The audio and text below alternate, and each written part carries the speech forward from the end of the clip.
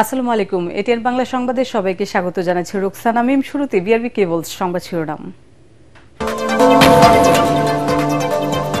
অবিলম্বে রোহিঙ্গাদের নিরাপদ প্রত্যাবাসন শুরু করতে হবে। জাতিসংঘে প্রথমবারের মতো রোহিঙ্গাদের নিয়ে উচ্চ পর্যায়ের বৈঠকে প্রধান উপদেষ্টার ৬ দফা প্রস্তাব।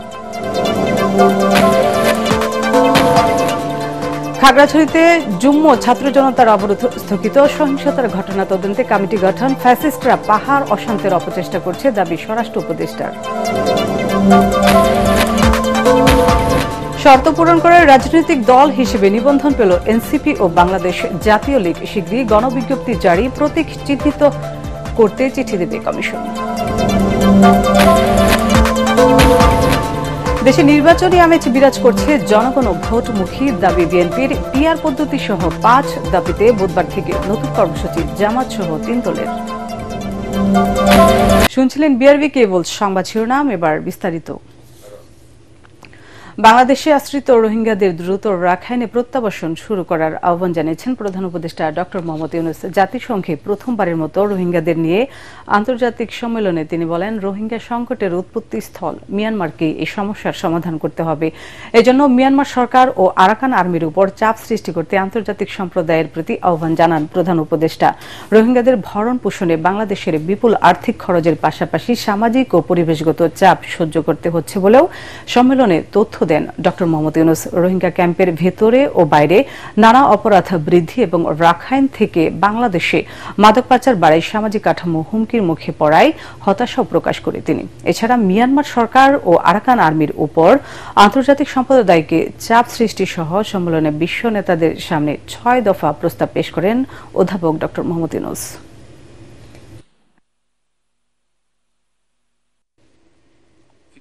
Of the Rohingyas and start working for their expeditious repatriation to Rakhine. It is the only solution of the crisis. It should not be held hostage to broader reforms in Myanmar. As funding declines, the only peaceful option is to begin their repatriation. This will entail far fewer resources than continuing their international protection. The Rohingyas have consistently pronounced their desire to go back home. As an immediate step, those who recently crossed into Bangladesh, escaping conflict, must be allowed to repatriate. Bangladesh is a victim of the crisis. We are forced to bear huge financial, social, and environmental costs. Criminal activities, including narco flows into Bangladesh through Rakhine, threaten our social fabric. Given our development challenges, including unemployment and poverty, we do not afford to allow employment of Rohingyas inside Bangladesh. Towards a sustainable resolution of the crisis, I propose the following actions by the international community. First, devise a practical roadmap for safe, dignified repatriation of the Rohingyas with reasonable and stabilization of Rakhine. Second, exert effective pressure on Myanmar and the Arakan army to end violence against Rohingya and start their sustainable repatriation. খাগড়াছড়িতে সড়ক অবরোধ স্থগিত করেছে যুগ্ম ছাত্র জনতা। সহিংসতার ঘটনা তদন্তে ৫ সদস্যের কমিটি গঠন করেছে জেলা প্রশাসন। এই ঘটনার জন্য ইউপিডিএফকে দায়ী করেছেন সেনাবাহিনীর রিজন কমান্ডার।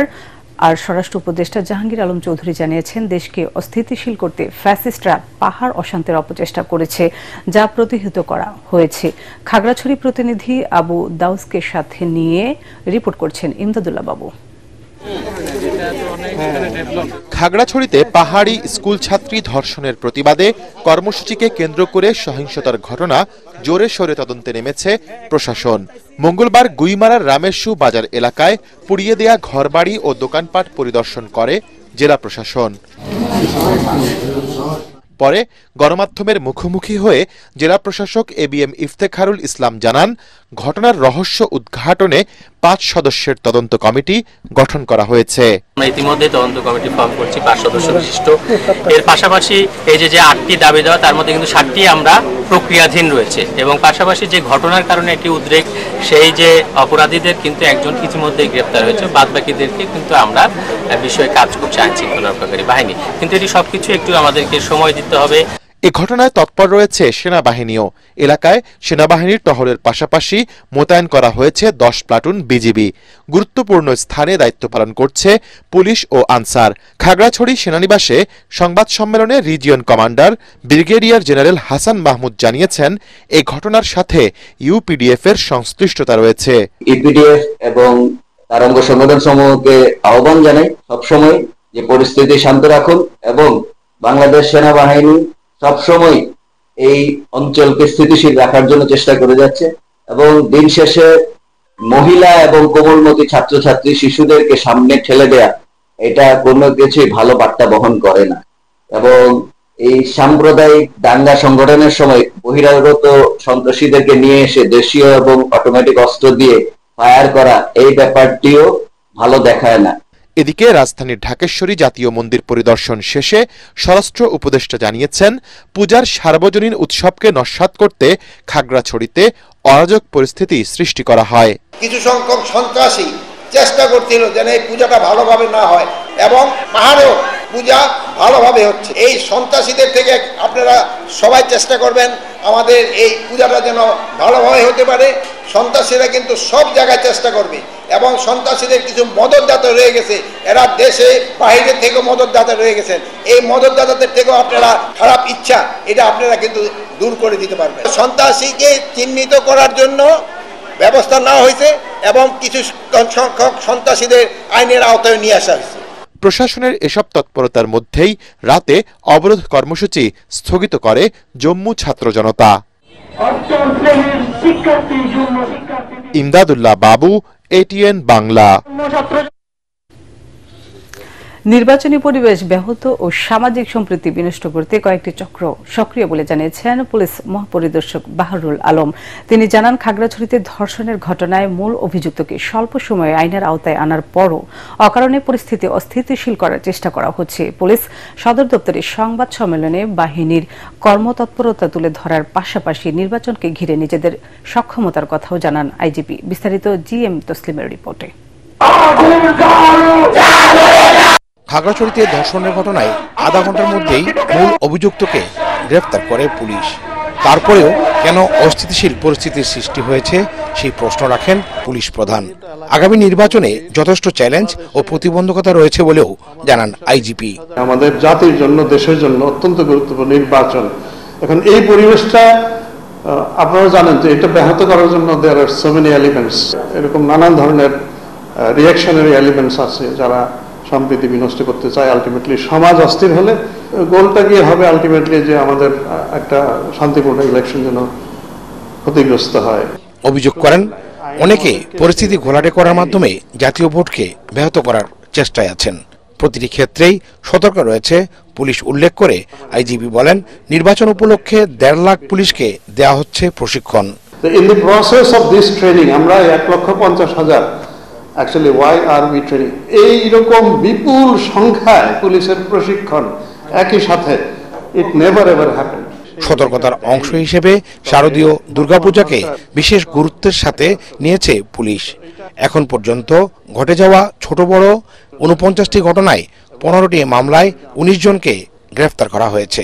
আমরা পূজা মণ্ডপ, তৎসন্নিহিত এলাকা, মন্দির সব জায়গায় কড়া নজরদারি রেখেছি যেন আমাদের এই দেশে ধর্মীয় সম্প্রীতি যেভাবে যুগ যুগ ধরে বজায় ছিল, এই সময়ে যেন বজায় থাকে।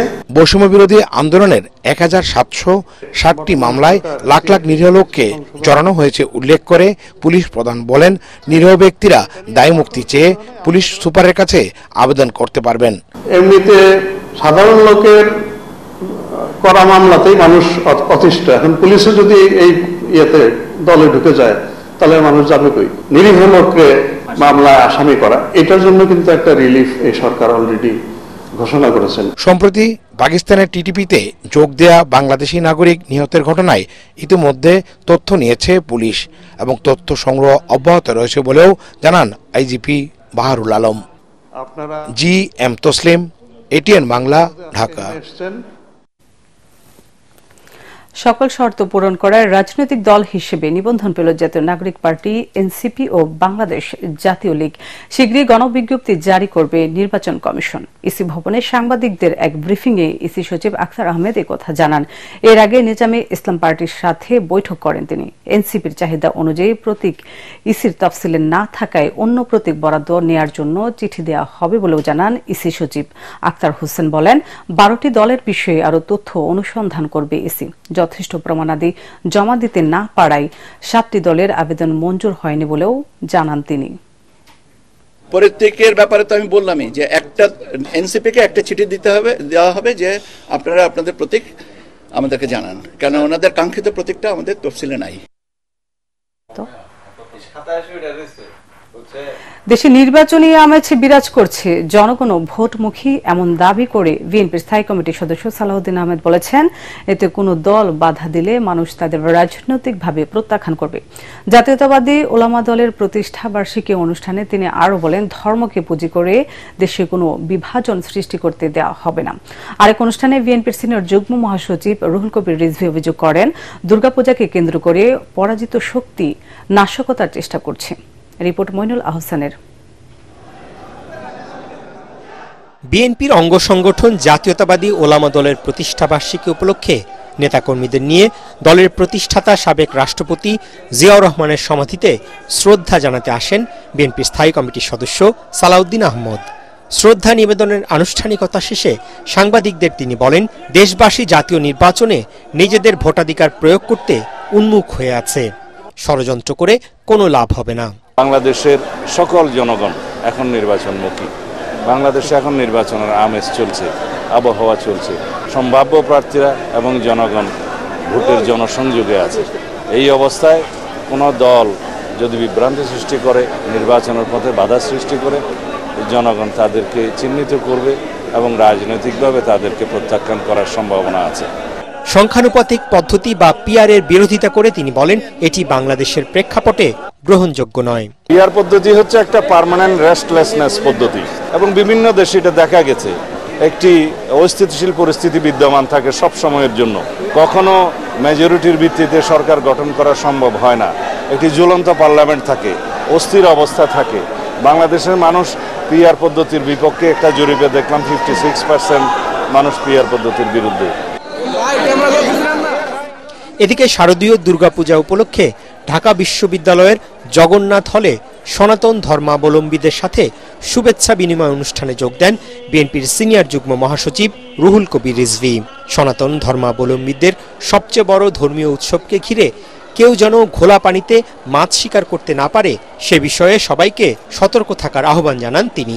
কেউ যদি বাংলাদেশকে নয়া উপনিবেশ বানাতে চায়, দিল্লি এবং দিল্লির যারা দাবিদারি করেছে দেশের পরাজিত শক্তি, তারা যদি নয়া উপনিবেশ বানাতে চায়, এদেশে হিন্দু মুসলমান সবাই একযোগে সেটি প্রতিহত করবে। বাংলাদেশ সাম্প্রদায়িক সম্প্রীতির দেশ দাবি করে রুহুল কবির রিজভী বলেন, বিএনপি ধর্ম বর্ণ নির্বিশেষে সবার অধিকার প্রতিষ্ঠায় কাজ করে যাচ্ছে। Moinul Ahsan, ATN Bangla, Dhaka. BNP chairperson ও সাবেক প্রধানমন্ত্রী বেগম খালেদা জিয়ার সঙ্গে সৌজন্য সাক্ষাৎ করেছেন ঢাকায় নিযুক্ত ফিলিস্তিনের রাষ্ট্রদূত ইউসুফ এস ওয়াইল রামাদান। রাতে খালেদা জিয়ার গুলশানের বাসভবন ফিরোজাতে এই সাক্ষাৎ অনুষ্ঠিত হয়। এ সময় বেগম খালেদা জিয়া ফিলিস্তিনের গাজায় ইসরায়েলি বাহিনীর হামলার নিন্দা জানান এবং ব্যাপক হতাহতের ঘটনায় শোক ও সমবেদনা জানানো হয়। গাজায় ইসরায়েলের নৃশংসতা বন্ধের জোর দাবিও জানান বিএনপি চেয়ারপারসন। এ সময় ফিলিস্তিনের রাষ্ট্রদূত শহীদ প্রেসিডেন্ট জিয়াউর রহমানকে শ্রদ্ধার সাথে স্মরণ করেন। বলেন, শহীদ জিয়া সরকারের সময় বাংলাদেশস্থ ফিলিস্তিনের এমবেসির জন্য বিনামূল্যে জমি প্রদান করা হয় এবং বেগম খালেদা জিয়ার সরকারের সময় সেই জমিতে অনুদানে ভবন নির্মাণ করা হয়, যা ছিল ফিলিস্তিনি সরকারের প্রতি বিএনপির সরকার ও জিয়া পরিবারের ভালোবাসার বহিঃপ্রকাশ। এ সময় উপস্থিত ছিলেন বিএনপি চেয়ারপারসনের উপদেষ্টা কাউন্সিলের সদস্য ড মোহাম্মদ এনামুল হক চৌধুরী ও চেয়ারপারসনের একান্ত সচিব ABM আব্দুস সাত্তার। জুলাই সনদের ভিত্তিতে ফেব্রুয়ারিতে নির্বাচনের আহ্বান জানিয়েছেন জামাতে ইসলামের সেক্রেটারি জেনারেল অধ্যাপক মিয়া গোলাম পরোয়ার। তার অভিযোগ, অন্তর্বর্তী সরকার জনগণের দাবি বাস্তবায়নের পথে হাঁটছে না। মগবাজারের আল ফালাহ মিলনায়তনে সংবাদ সম্মেলনে তিনি কথা বলেন। এদিকে ইসলামী আন্দোলনের নিজস্ব কার্যালয়ে সংবাদ সম্মেলনে দলটির সিনিয়র যুগ্ম মহাসচিব গাজী আতাউর রহমান বলেন, প্রধান উপদেষ্টার রাষ্ট্রীয় সফরে ৩ রাজনৈতিক দলের প্রতিনিধি নিয়ে বৈষম্য করেছেন। খায়রুল ইসলামের রিপোর্ট। জুলাই সনদের আইনি ভিত্তি, পিআর পদ্ধতিতে নির্বাচন সহ 5 দাবিতে এবার রাজপথে নামার ঘোষণা দিয়েছে জামায়াত ইসলাম সহ 3টি ধর্মভিত্তিক রাজনৈতিক দল। পুলিশের হিসাব মতেই ফ্যাসিবাদের সাথে জড়িত আটক হওয়া ব্যক্তিদের 73% জামিন পেয়ে যাচ্ছে। মঙ্গলবার আলাদা সংবাদ সম্মেলনে 1 অক্টোবর থেকে 9 দিন সারা দেশে গণসংযোগ, 10 অক্টোবর সকল বিভাগীয় শহরে গণমিছিল ও 12 অক্টোবর ডিসিদের কাছে স্মারকলিপি প্রদানের কর্মসূচি ঘোষণা করে জামায়াত ও ইসলামী আন্দোলন। 5 দফা জনগণের দাবি উল্লেখ করে তা মেনে নিতে সরকারের প্রতি আহ্বান জানান দলগুলোর নেতারা। আমরা ওনাদের সামনে আমাদের যুক্তি উপস্থাপন করব, ওনারা আমাদেরকে বুঝাবেন, আলোচনার টেবিলে এটা নিষ্পত্তি হতে পারে, সে সুযোগ রয়ে গেছে। সেই কারণে আমরা আমাদের কর্মসূচির মধ্য দিয়ে সংশ্লিষ্ট কর্তৃপক্ষ এবং দেশবাসী জনগণকে আমরা ম্যাচিউর করছি এবং এই আন্দোলনের দাবি ইনশাল্লাহ পূরণ হবে। আমরা যে 5 দফা দাবি জানিয়েছি, এটা এই সরকারের অঙ্গীকার ছিল। তো আমরা চাই না এই সরকার ব্যর্থ হোক, তারা তাদের অঙ্গীকার পালন করুক, বাস্তবায়ন করুক, এটাই আমরা চাই। অতএব এই অঙ্গীকার বাস্তবায়ন না হলে সুষ্ঠু নিরপেক্ষ নির্বাচন হবে না, এটাই আমরা আশঙ্কা করি। বিএনপি, জামাত ও এনসিপিকে নিয়ে প্রধান উপদেষ্টার জাতিসংঘ সফরকে পক্ষপাতমূলক উল্লেখ করে সরকারের উপর ক্ষোভ জানায় ইসলামী আন্দোলন। তাদের অভিযোগ, জুলাই গণহত্যার বিচার, নির্বাচনের লেভেল প্লেইং ফিল্ড সহ বেশ কিছু ইস্যুতে জন আকাঙ্ক্ষার বাস্তবায়ন করতে পারেনি অন্তর্বর্তী সরকার। সকলের অংশীদারিত্বের ভিত্তিতে একটা চমৎকার সংসদ তৈরি হবে, এর যুক্তি ব্যাখ্যা আমরা বিভিন্ন সময় দিয়েছি। কার লাভ আর কার ক্ষতি, এটা আমাদের এই প্রস্তাবের সামনে বিবেচ্য বিষয় নয়। সরকারের উচিত না এমন কোনো কাজ করা যে কোনো রাজনৈতিক দলকে সেখানে প্রায়োরিটি দেওয়া অথবা কোনো রাজনৈতিক দলের পক্ষে অবস্থান করে, এটা তো ঠিক না। একই দাবিতে বিবৃতির মাধ্যমে নিজেদের কর্মসূচি ঘোষণা করেছে বাংলাদেশ খেলাফত মজলিস। খায়রুল ইসলাম, এটিএন বাংলা, ঢাকা। পাচার হওয়া কিছু অর্থ আগামী বছর ফেব্রুয়ারির আগে ফেরত আনা সম্ভব হবে বলে জানালেন অর্থ উপদেষ্টা ডক্টর সালেহুদ্দিন আহমেদ। পরবর্তী সরকারও যেন এই ধারাবাহিকতা বজায় রাখতে পারে সেজন্য ব্যবস্থা করা হচ্ছে বলেও জানান তিনি। সচিবালয়ে ক্রয় সংক্রান্ত উপদেষ্টা কমিটির বৈঠক শেষে উপদেষ্টা আরও বলেন, সরকার বাজার স্থিতিশীল রাখার চেষ্টা করলেও কিছু ব্যবসায়ী তা হতে দিচ্ছে না। রিপোর্ট মাহবুব কবির, চপলের।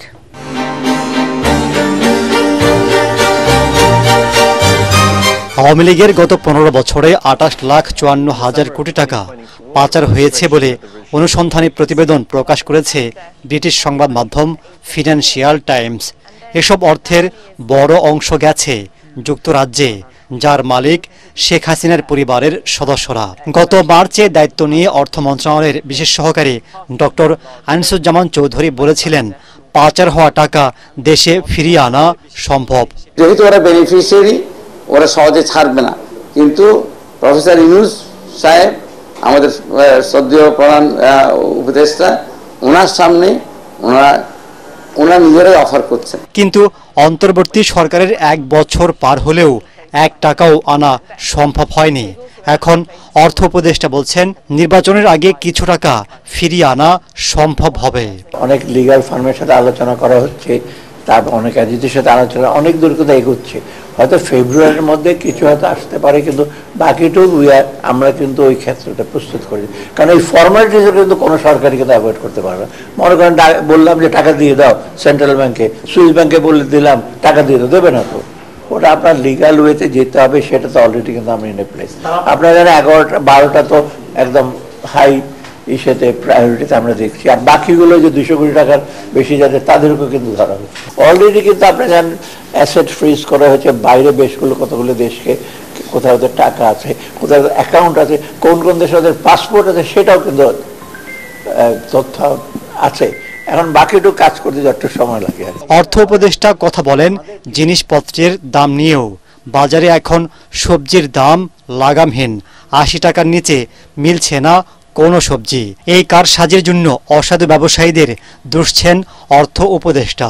বাজার ব্যবস্থা মোটামুটি চালের দাম তো একটু রিসেন্টলি কমেছে, কারণ চালের স্টকটা আছে, ভেজিটেবল এগুলো করছে, এগুলো কিন্তু কিছুটা সিজনের ব্যাপার, শীতের আগে একটু বর্ষার সময় একটু হয়। তবে আমি মনে করি বাজার যে মনিটরিং এবং বাজার যে মানে ব্যবসায়ীদের যে একটা ইসে আছে, পাইকারি এবং হোলসেল ব্যবসায়ী কিছুটা ওদের হাত আছে যে বাজার না কমে।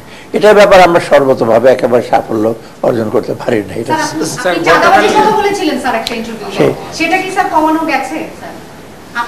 এটা আমি মন্তব্য করবো না। সরকারি গুদামে মজুতের জন্য বিদেশ থেকে কিছু আতপ চাল আমদানি করা হবে বলে জানান অর্থ উপদেষ্টা। আমরা চাল আমদানির জন্য মাহবুব কবির, চপল, ATN বাংলা, ঢাকা। বিএনপির কাছে মুসলিম, হিন্দু, বৌদ্ধ, খ্রিস্টান সব ধর্মের মানুষ নিরাপদ বলে জানিয়েছেন বিএনপির স্থায়ী কমিটির সদস্য মির্জা আব্বাস। আওয়ামী লীগের আমলে অনেক হিন্দুদের উপর নির্যাতন চালানো হয়েছে বলেও জানান তিনি। রাজধানীর শিববাড়ি, জগন্নাথ ও সিদ্ধেশ্বরী পূজা মণ্ডপ পরিদর্শনকালে বিএনপির স্থায়ী কমিটির সদস্য মির্জা আব্বাস এসব কথা বলেন। এদিকে জাতীয়তাবাদী মহিলা দলের সভানেত্রী আফরুজা আব্বাস মুগদা ও সবুজবাগ বিভিন্ন পূজা মণ্ডপ পরিদর্শন করেন। কারো ধর্ম পালনে বাধা দেওয়া যাবে না। বাংলাদেশে যত হিন্দু বাড়িঘর বিক্রি হয়েছে ওই আওয়ামী লীগের লোকেরা ওদের ভয় দেখিয়ে ভারতে পাঠিয়ে দিয়েছে, পরে অত্যন্ত অল্প দামে এই জমিটা কিনে নিয়েছে। সন্ধানী লাইফ ইন্স্যুরেন্স আন্তর্জাতিক সংবাদ।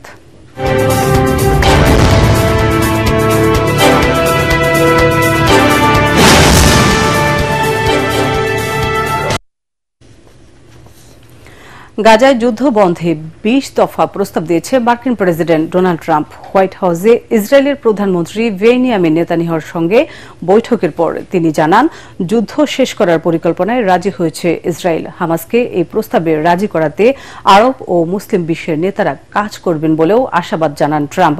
হোয়াইট হাউসে নেতানিয়াহুর সঙ্গে রুদ্ধদ্বার বৈঠক শেষে যৌথ সংবাদ সম্মেলনে এসব জানান তারা। ট্রাম্পের যুদ্ধবিরতির প্রস্তাব পর্যবেক্ষণ করে প্রতিক্রিয়া জানাবে হামাস।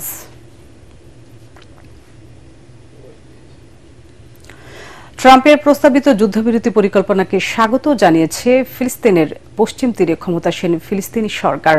আজ এক বিবৃতিতে ট্রাম্পকে সহযোগিতার প্রতিশ্রুতি দিয়েছে প্রেসিডেন্ট মাহমুদ আব্বাস। গাজায় যুদ্ধ বন্ধ করতে মার্কিন প্রেসিডেন্ট ডোনাল্ড ট্রাম্পের আন্তরিক প্রচেষ্টাকে স্বাগত জানানো হয় বিবৃতিতে। এতে বলা হয়, শান্তির পথ খুঁজে বের করতে ট্রাম্পের সক্ষমতার উপর পূর্ণ আস্থা রয়েছে ফিলিস্তিনি কর্তৃপক্ষের। এবার খেলার খবর।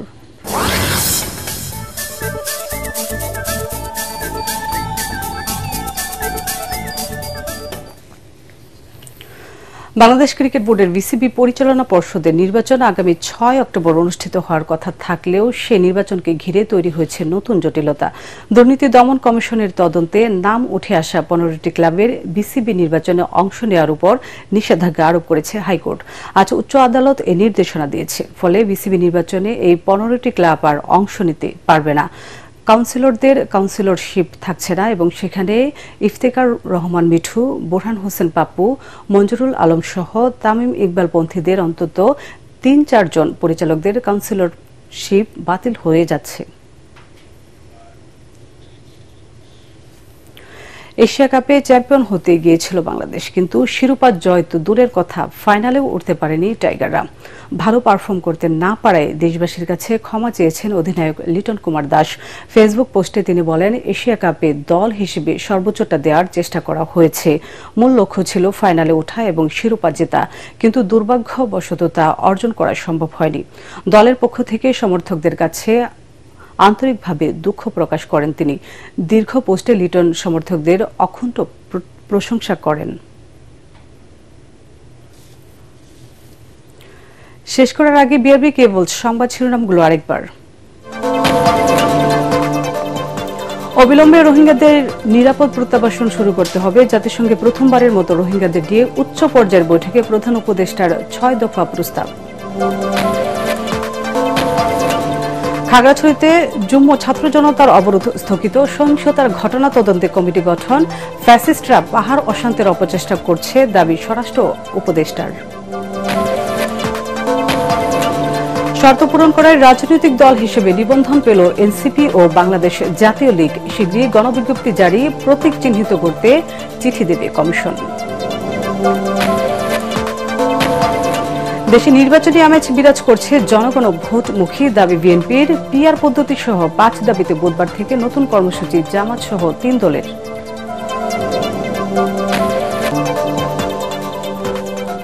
পরবর্তী সংবাদ দেখার আমন্ত্রণ জানিয়ে এখনকার মতো শেষ করছি এটিএন বাংলা সংবাদ। ইউটিউবে দেখতে ব্রাউজ করুন youtube/ATN বাংলা নিউজ।